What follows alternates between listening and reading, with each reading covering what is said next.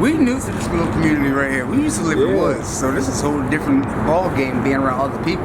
Right. So you guys are in a very toxic environment. What has been the worst thing that has happened to any one of y'all, or something that y'all have seen? I got jumped in Kensington almost 2 years ago, and it caused me to have my spleen taken out. I was in intensive care for 2 weeks. I have a scar up my yeah, so that would be the worst. I've been 302'd. I go along. I've been locked up in Pottstown. I've been caught naked. Like I'm always running, just running. Like naked? Yeah, naked. Like butt naked, running through the woods and shit, jerking off and stuff like that. And that's from ice? Yeah. So when you take that, you don't know what goes on? No, it's not. It's just not. It's not just that simple. Like I'm really like mentally. Nah, I'm not gonna say stable, but I have keen insight about so much that I make choices, and sometimes I just have to flow, and sometimes it takes me to different places. Like I'm on the river, like a rock, I seen a bird. Like dude, I'm doing different things, and it's not even thinking about anyone else. And then turn around, and there's a bunch of people right here, and I'm sitting here butthole ass naked, like oops. Yeah. So it's never any malice towards anyone. I then became a thief when it came to survival. Like it's not even thieving for real.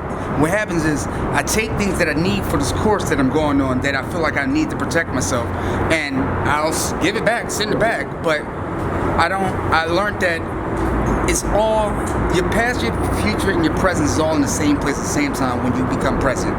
So it's kind of difficult when you're thinking about moving. You think it's because of someone's taking something from you. No one did anything to you. And I find it difficult because I keep forgetting. I keep waking up and forgetting that what I did, what I done, or what I'm about to do. So it really confuses me at times, and I'm going to wear it out soon. And I have honestly believed that it's going to be over really soon, because I'm getting tired of the way I've been treating others, and the way I feel about myself is not as happy as it used to be. It takes a little bit more encouragement, and I don't like using outside forces to help me. I like to really stimulate myself from inside, from thoughts. I make music. I've been doing it's a lot, and this is just a moment in time. Yeah, what's your name, brother? My name is Keith. Keith, nice to meet you, Keith. How old are you, brother? 36. Where are you from originally? North Philly. I moved to Kensington in 2000 in my high school years, and I've been here since then. Okay. So I claim Kensington, but North Philly is where home at. Right. Let's do a little throwback. Tell us a little bit about your childhood growing up. What was it like? Now, growing up, looking back at it all as in retrospect, I had a good life. I didn't realize I was privileged as much as I was. So I really don't have the same issues that a lot of these people out here and us have, because I choose my battles. I choose it. Like right now I'm going through a hardship just because I chose to want to understand what it is that others go through to get through it. And it's been whooping my ass. I'm not going to hold you. It's been whooping my ass. Facts. However, I'm still optimistic about it, because when I get around others, I'm just reminded about the love that God has for you. So it keeps me going and motivating others to lift them. Yeah, I saw you with a Bible in your hand. That really touched me, you know? The Lord is with you. You carrying our Father. The most powerful weapon is what you had in your hand, that Bible. That's the most powerful weapon. I actually just picked it up because I'm on my skits right now, so I'm paranoid. And what I'm doing is I allow myself to move and flow. And when I pick up things that vibrate or talk to me or they resonate with me, and that was what happened. And not even a couple days ago, before that one, Jehovah came to me. And it's quite interesting of the story, because I always I never deny Jesus. I never deny anything of the higher powers. I do not. However, I find battle with myself in trying to receive the information. So what substance are you struggling out here with? Ice! Okay, yeah, you know, for those who don't know, tell them what is ice. Methamphetamines, crank, go, whatever you want to call it. Right. But that shit have you on speed. So how much do you spend every day on your habit? I don't spend every day on my habit. So when I get my food stamps, we cash some bitches in, and when we get some cash, like I came up on $1,000, and I just been peeling off. I bought an 8-ball, and right now I'm down to a couple jars. I'm about to help these people get well as much as I can, and that's what I'm doing now. I'm looking out. I look out for the cookout, and I make sure that I'm fried. How do you get off drugs? First of all, you have to wear it out. It's not over until it's over. Because as long as you desire something, you're going to have cravings to want to do it. And if you deny yourself, you're going to feel bad about it. You're going to have shoulds and regrets and all this other stuff with it. But it's not the way. You have to ask, you have to really be willing to be honest with yourself and let yourself know where you at. What's going on? How do you feel about it? What can we do? Like, you have to go through those steps, because if you don't, it's a waste of your time. Because you're going to be... People, they got systems there put in place to do this, but I went through a structure. I get how the mentality works. And that wasn't enough. I still want what I want. And when I don't want it no more, I don't want it no more. Got you. Everybody does crack. Like, everybody. And it was kind of odd to think that I'm sitting here smoking crack. I'm a fucking crackhead now. But it was cool with me accepting it that I can choose to do crack if I want to do crack. But I do everything else too. I just don't do dope. I keep dying. Well, we don't have children, but we have nieces and nephews. Okay, and right. siblings. And we started a non-profit company just to reach out to help others with the whole situation, and then it flipped. Like, we became homeless. We had to go through the struggle. And dealing with children, the best way to go about that, honestly, is just be honest. Because they can see things, they know things, they communicate. They go to school, they have conversations with other people, they talk about so many different things that we do not talk about at home. So the fact that you can't hide some things from children, but you have to be honest enough to put them, like feed them with the doses that they need to understand what they could go through if they went through this. You don't want them to go through this. You don't want them to choose this. Like, choose happiness, choose joy. Like, choose something different. Like, this is not the best way about it, but this is what makes us happy at this moment. What's your name, brother? My name's Dan. You gotta speak a little louder. My name's Dan. Dan, nice to meet you, Dan. You see Dan the swaggy. You know the struggle. We still put ourselves together. Where are you from, Dan? I'm from Lansdale. Okay, Lansdale. Yeah. How old are you? I'm 36. Okay, 36. Now tell us a little bit about your story, starting off with your childhood and what led you down this road. I had a good childhood. I can't complain. I guess you could say I started smoking weed when I was in high school, 15 years old, and I drank a little bit, but I wrestled, so I played sports, so that was my main focus in school, so I didn't really dabble with that too much. But when I was 19, I got in a bad four-wheeling accident and it shattered my elbow. And this was back in 2007, so this is when the pill epidemic was like rampant. So I had two doctors prescribing me at the same time, kind of like not knowing any better, and I had no idea what I was getting myself into. And then it progressed, and then same thing what Sam said about the withdrawal and all that stuff. And ironically, and then I went to college and became actually a drug and alcohol therapist, which was ironic because I was using at the time as I was doing that job. So let's talk about currently out here. What substance are you struggling with? Methamphetamine. Meth? Yeah. And do you smoke, sniff, or shoot? Shoot and sniff. Okay.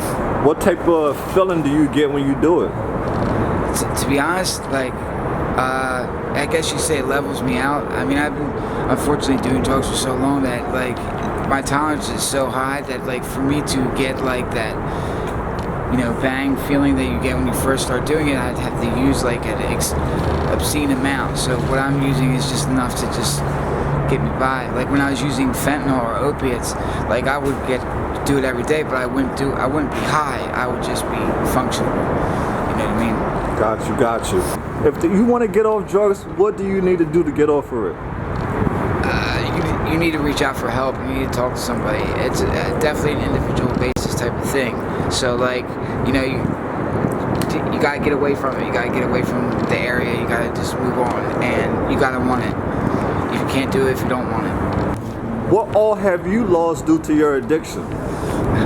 My career, my financial stability, my education, respect my family, my apartment, just pretty much everything. But it's all good, yeah. You got kids? No. Okay, no kids? No kids. When you was a little kid, what do you want to become when you grow up? I wanted to be a teacher.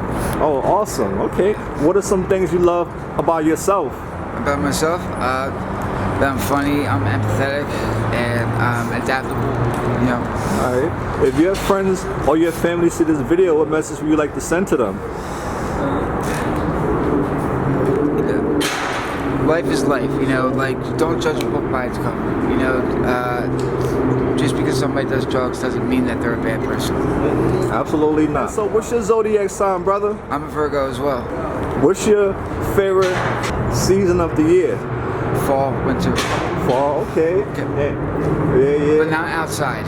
So winter, living outside, winter is not Gotcha. so much. Are you currently in a relationship? Yes. What do you look for in a partner?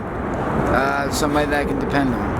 Okay, you said, is that your partner? Yeah, that's me. Okay, so what do you look for in a partner? I look for someone who accepts me. Okay. Who's honest, decent personality, makes me laugh, and also loyal. If you had to pick one or the other to fly or be invisible, which one would you pick? Fly. Why? Because I like to go fast, and I would love to be able to see things from that high view. What's your zodiac sign? Okay, so this is a little different. My sun sign is a Cancer, so that's what I think I am. But my rising is an Aquarius, so I'm becoming an Aquarius. All right. When you was a little kid, what do you want to become when you grow up? I remember wanting to be, let's say it, I thought I would be like a politician, a preacher or something. Okay. Now, where do you believe you'll go when you die? I died already. This is me fixing it, coming back. All right. And this one, if your friends and your family see this video, what message would you like to send to them? Y'all know I love y'all, right? I'm not changing until I change. So, I appreciate you always being there for me, and I know that you love me dearly, so. Understood. Do you have a favorite band or artist you listen to? I do. I listen to yourself. I know myself, right? I play my music all over and over and over and over. But no, one of my best friends, Marcus, I love you. I love your music. Right. Garvey, love your music. That's awesome. Who am I listening to right now? Yeah, listen, you don't understand. Like, when it resonates with you and you've been there and you watch and you go through it, you understand. But I can't name some of the artists because I listen to alternative music. I really don't listen to rap like that. All right. What are some of your favorite foods? Oh, I love some sweet potatoes and macaroni and cheese. I love grits. I love eating breakfast all times of the day. Wah. Oh man, wah. Got you. What's your favorite holiday season? I really don't care for these holidays. In the season, I would say it's summer. Summer, okay. Summer. Ho, right. ho, ho, it's the summertime. If you had 3 wishes, what would your 3 wishes be? Oh, this is quite interesting. If I had 3 wishes, I wish that we all can see how beautiful we really are. I wish that I get it right this time, or at least be aligned with what it is I'm supposed to experience and be happy with it. And I also wish that others give themselves a break. Awesome. Life is beautiful. There are a lot of people in this world who judge people who are struggling with addiction. What's your message for the world? Mind your fucking business, because if you ain't gonna help the fuck out, then shut the fuck up. Because really, like, show love or show off. That's it. Because if you can't, and don't worry about nobody else, help them where you can. That's it. Awesome. This one to take us home. There are a lot of people in this world who judge people who are struggling with addiction. What's your message for the world? We're your neighbors, we're your family, we're your friends, so don't judge. Awesome. It affects everybody. Is there anything you guys need that we can help you out with? A generator. Wait, what? A generator? A generator. Generator? Clothes? A generator. to charge our phones and stuff. Hey. If we had a generator, we would suffice.